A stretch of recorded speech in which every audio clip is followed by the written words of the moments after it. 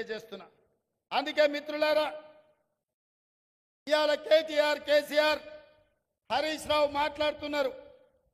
కాంగ్రెస్ వచ్చింది, ఇవాళ పేదలకు కష్టాలు వచ్చినాయి. నేను చెప్పదలుచుకున్నా, పేదలకు ఎవరికి కష్టాలు రాలే, మీ కుటుంబానికే కష్టాలు వచ్చినాయి. ఆ కష్టాలను కప్పిపుచ్చుకోవడానికి పేదల మీద నెట్టే ప్రయత్నం చేస్తున్నాడు.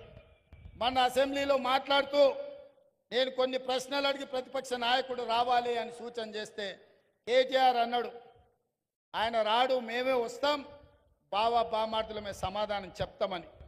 టీవీలో చూసినట్టున్నాడు. 24 తారీఖు నాడు కేటీఆర్ మాట్లాడింది. 25 తారీఖు నాడు పొద్దున్నే 12 గంటలకు అసెంబ్లీ ఉంటే 11:30కి వచ్చి కూర్చున్నాడు కేసీఆర్. వీడు తిక్కలోడు, అసలే తిరునాళ్ళకు పోతే ఎక్కడానికి దిగడానికి సరిపోయింది అన్నట్లా వీడు ఏం చేసి వస్తాడో, వీడికి చేతికి ఇస్తే ఇది ఎక్కడ పోతా అని వచ్చి పొద్దున్నే అసెంబ్లీలో కూర్చున్నాడు. అంటే కొడుకేమో రాడంటాడు, తండ్రి ఏమో పొద్దున్నే వచ్చి కూర్చుంటాడు. అంటే ఇవాళ వాళ్ళ మధ్యలో సమన్వయం లేదు. అధికారం కోల్పోయిన బాధ కొట్టొచ్చినట్టు కనిపిస్తుంది. అదే కాకుండా మన ఆయన మేడిగడ్డ గోదావరి ప్రాజెక్టులను పరిశీలించడానికి పోయిండు. మా దగ్గర బాలయ్య అనే డ్రైవర్ ఉంటాడు.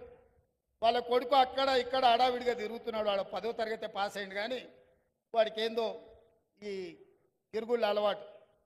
ఊరికే టీవీ చూస్తున్నాడు. కేటీఆర్ ఉన్నాడా సార్ అంటుండు. ఎందుకురా అంటే, సార్ కేటీఆర్ గారికి సెల్ఫీలు దిగుడు, సెల్ఫ్ డబ్బా కొట్టుకున్నాడు అలవాటు. అసెంబ్లీలో నోరు జారుతాడు. ఆడ మేడిగడ్డ గోదావరి జిల్లాల కాలు జారిండు అనుకో, అండ్లబడి కొట్టుకపోతే లేనిపోని పని అవుతుంది అన్నాడు. మరి ఏం చేయాలంటే ఇది కూడా కష్టమే సార్. ఆయన నీళ్ళలో కొట్టుకపోతేనేమో కుటుంబానికి విషాదం, బయటికి తీస్తేనేమో ఇది రాష్ట్రం మొత్తానికి విషాదం అవుతుంది. ఎందుకంటే ఈ తెలంగాణను తెగ నమ్ముకుంటారు వాళ్ళ కుటుంబం అని. అందుకే ఈరోజు ఈ తెలంగాణ రాష్ట్రంలో ప్రజల్ని వంచినందుకు 2023లో ప్రభుత్వానికి రాకుండా ఓడగొట్టిండ్రు. బుద్ధి మారక, అహంకారం తగ్గక అల్పం మాటలు మాట్లాడుతుంటే పార్లమెంటులో గుండు 0 ఇచ్చిండ్రు టీఆర్ఎస్కు.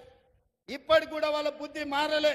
ప్రభుత్వం చేస్తున్న సంక్షేమ కార్యక్రమాలకు, ప్రభుత్వం తీసుకుంటున్న నిర్ణయాలకు సంపూర్ణంగా సహకరించి ప్రతిపక్ష పాత్ర పోషించి ఈ ప్రభుత్వానికి సూచనలు ఇస్తే కనీసం పంచాయతీ ఎన్నికల్లో ఏమైనా వస్తుండే. కానీ ఇప్పుడు పంచాయతీ ఎన్నికలలో కూడా వాళ్ళకు వచ్చే అవకాశం లేదు. ఇక్కడున్న వేదిక మీద ఉన్న మా నాయకులకు నేను ఒక మాట చెప్పదలుచుకున్నా. ఇక్కడున్న మా కార్యకర్తలకు అసెంబ్లీ ఎన్నికలు అయిపోయినాయి, పార్లమెంట్ ఎన్నికలు అయిపోయినాయి.